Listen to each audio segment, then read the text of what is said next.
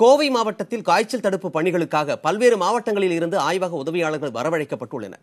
மேலும் கூடுதல் மருத்துவ குழுக்கள் அமைக்கப்பட்டு தீவிர கண்காணிப்பு பணியில் மாவட்ட நிர்வாகத்தினர் ஈடுபட்டுள்ளனர். கோவை அரசு மருத்துவக் கல்லூரி மருத்துவமனையில் காய்ச்சல் பாதிப்பால் 183 பேரும் 32 பேர் டெங்கு காய்ச்சலாலும் பாதிக்கப்பட்டு சிகிச்சை பெற்று வருகிறார்கள்.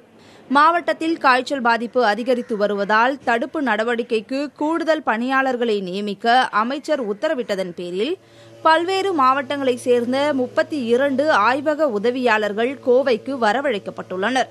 ஃபீவர் கேசஸ் இல்லை ஜென்ரல் கேம்ப் மாதிரி நடத்துகிறோம். யாருக்காவது ஃபீவர் காய்ச்சல் அதிகமாக இருக்குது அப்படின்னு சொன்னால் அவங்கள உடனே நாங்கள் ஜிஹெச்சுக்கு அனுப்ப சொல்லிடுறோம்.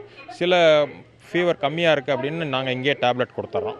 ஸோ மெயின் இது integrated method of vector control. கொசு அழிக்கிறது, கொசு மருந்து அடித்தல், அபேட் மருந்து தெளித்தல் உள்ளிட்ட பணிகளில் ஈடுபட்டு உள்ளதாக கூறுகிறார்கள் மாநகராட்சி நிர்வாகத்தினர். குறிப்பாக துண்டு பிரசுரங்கள் விநியோகித்து பொதுமக்களுக்கு டெங்கு காய்ச்சல் குறித்து விழிப்புணர்வு ஏற்படுத்தி வருவதாகவும் கூறப்படுகிறது.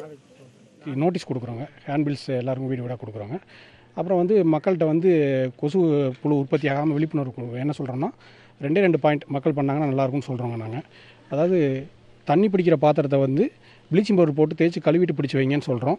அப்புறம் 2வது பாயிண்ட்டு, அந்த மாதிரி பிடிச்சி வச்ச தண்ணியை கொசு புகாதவரம் நல்லா துணி போட்டு கட்டி வைங்க. மூடி நல்லா இருந்தால் அந்த மூடியை வச்சிடலாங்க. மூடியில் சின்ன கேப் இருக்க மாதிரி இருந்தால் கூட ஒரு துணி போட்டு கட்டி வைங்கன்னு சொல்கிறோம். இதுவரை மாவட்டத்தில் 14 பகுதிகள் காய்ச்சல் பாதிப்பு அதிகம் உள்ள பகுதிகளாக கண்டறியப்பட்டு உள்ளதாகவும் அந்த பகுதிகளில் பொதுமக்களுக்கு காய்ச்சல் பாதிப்பு உள்ளதா என இந்த குழுக்கள் மூலம் கண்டறியப்பட்டு வருவதாகவும் கூறப்படுகிறது. டெங்கு பாதிப்பு அதிகம் உள்ள இடங்களில் கண்காணிப்பு தீவிரப்படுத்தப்பட்டுள்ளதாக மாவட்ட நிர்வாகம் கூறியுள்ளது.